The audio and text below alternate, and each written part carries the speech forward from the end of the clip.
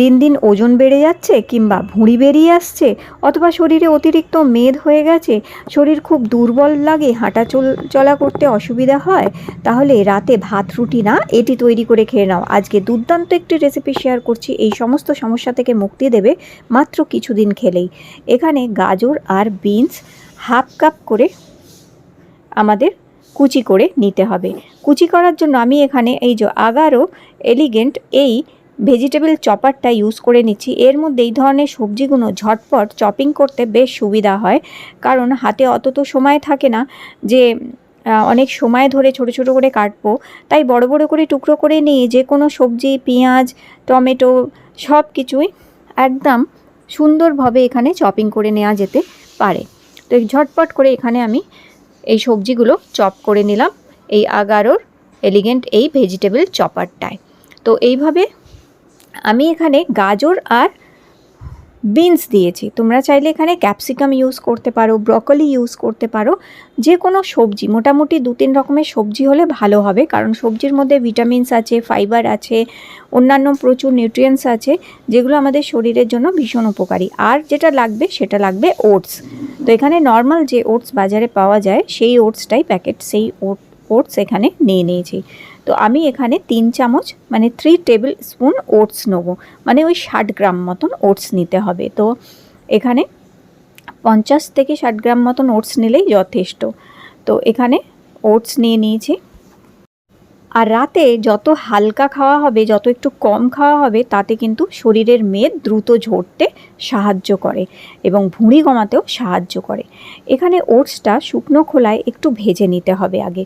শুকনো করার মধ্যেই ওটসটাকে আমি একটু ভেজে তুলে নিলাম। এবারে একটু হালকা লালচে করে ভেজে তুলে নিতে হবে এটা। এরপরে ওই কড়ার মধ্যে আমি দিয়ে দিচ্ছি 1 টিস্পুন অলিভ অয়েল। তো এখানে মাত্র 1 টিস্পুন দিচ্ছি, কারণ তেলের ব্যবহার খুব কম করতে হবে, তবেই মেদ ঝরবে, তবেই ভুঁড়ি কমবে। আর এর মধ্যে দিয়ে দিচ্ছি একটুখানি জিরে ফোড়ন, আর সঙ্গে একটুখানি সর্ষে ফোড়ন। তার সাথে দিয়ে দিচ্ছি অল্প 1 ছোট চামচ একটু আদা কুচি। এবার এগুলোকে ভালো করে নাড়িয়ে চাড়িয়ে নিয়ে একটু ভেজে নিতে হবে। তারপরে দিয়ে দিচ্ছি অল্প একটুখানি কাঁচা লঙ্কা কুচি, দিয়ে এটাকেও নেড়ে চেড়ে একটু ভেজে নিতে হবে এইভাবে। এরপরে এখানে দিয়ে দিচ্ছি সামান্য একটুখানি হলুদের গুঁড়ো, দিয়ে দিচ্ছি একটু সামান্য শুকনো লঙ্কার গুঁড়ো, একটুখানি জিরে গুঁড়ো, আর একটু ধনে গুঁড়ো। খুব অল্প অল্প করে হাফ ছোটো চামচ করে দিতে হবে। দিয়ে এবার এটাকে নাড়িয়ে চাড়িয়ে নিতে হবে ভালো করে। একটু মশলাটা ভাজা হয়ে গেলে এখানে যে সবজিগুলো চপিং করে রেখেছিলাম, সেই সবজিটা হাফ কাপ মতন সবজি এখানে আমি দিয়ে এটাকে এবার একটু নেড়ে চেড়ে মশলার সাথে ফ্রাই করে নিচ্ছি। আর অল্প সামান্য স্বাদ মতন একটু নুন দিয়ে দিলাম এখানে, দিয়ে এবার এটাকে ভালো করে নেড়ে চেড়ে নিচ্ছি। নিয়ে একটুখানি মশলাটা ভাজা ভাজা করে নিতে হবে এবং সবজিগুলো একটুখানি ভেজে নিতে হবে। এরপরে এখানে হাফ কাপ জল দিয়েছি। হাফ কাপ জল দিয়ে এটাকে ভালো করে নেড়ে চেড়ে নিয়ে একটু ঢাকা দিয়ে রেখে দিতে হবে, যাতে সবজিগুলো একটু সফট হয়ে যাক কিংবা একটু সেদ্ধ হয়ে যাক। সবজিগুলো এখানে সুন্দরভাবে সেদ্ধ হয়ে এসছে, যেহেতু এটা চপিং করা আছে ছোট ছোট করে, সেই জন্য সেদ্ধ হতে একদমই সময় লাগে না, ঝট করে সেদ্ধ হয়ে যায় এটা। এবার আবার একটু নাড়িয়ে চাড়িয়ে নিয়ে এবার ভাজা ওটসটা দিয়ে দিচ্ছি। ওটসটা একটু ভেজে দিলে খুব সুন্দর একটু ওটসগুলো ক্রাঞ্চি ভাবটা থাকে, যার ফলে এটি খেতে কিন্তু সুস্বাদু হয়। এবার এখানে 1 কাপ জল দিয়ে দিলাম আমি। ওটসটার সাথে সবজিটা নাড়িয়ে চাড়িয়ে 1 কাপ জল দিয়ে এবার এটাকে একটুখানি নেড়ে চেড়ে নিয়ে আবার ঢাকা দিয়ে মাত্র 1 থেকে 2 মিনিট রাখতে হবে, কারণ এটা বেশি সময় লাগবেই না তৈরি হতে। মানে মোটামুটি 5-7 মিনিটের মধ্যে এই ডিনার রেসিপি কিন্তু তৈরি হয়ে যেতে পারে। দেখো, ব্যাস একটু সেদ্ধ হলেই, এরম ঘন হয়ে গেলেই হয়ে গেল।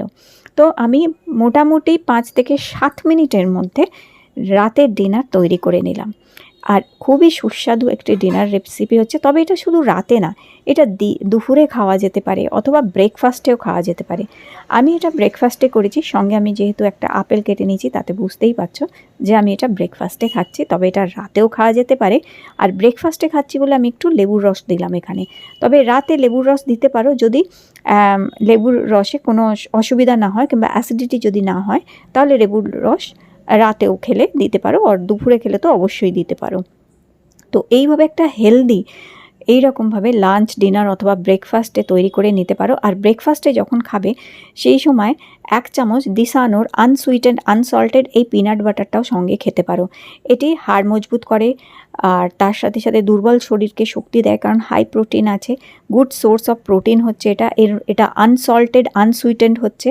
তো কেউ ডায়াবেটিক আছেন অথবা কারোর হাই প্রেশার আছে তাদের জন্য এটা ভালো, কারণ এর মধ্যে কোনো রকমের চিনি, কোনো নুন কিছু নেই, আর কোনো রকমের আর্টিফিশিয়াল ফ্লেভার, কালার, কোনো আর্টিফিশিয়াল অয়েল কিচ্ছু নেই এর মধ্যে। একদম শুধু 100% গুড কোয়ালিটি পিনাটস দিয়ে তৈরি এই পিনাট বাটারটা। তো 1 চামচ এটাও খেলে একদম পারফেক্ট একটা মিল তৈরি হয়ে গেল। তাহলে আজকের রেসিপিটি ভালো লেগে থাকলে লাইক দিও, চ্যানেলটি সাবস্ক্রাইব করে রাখো। আবার দেখা হবে নতুন রেসিপি।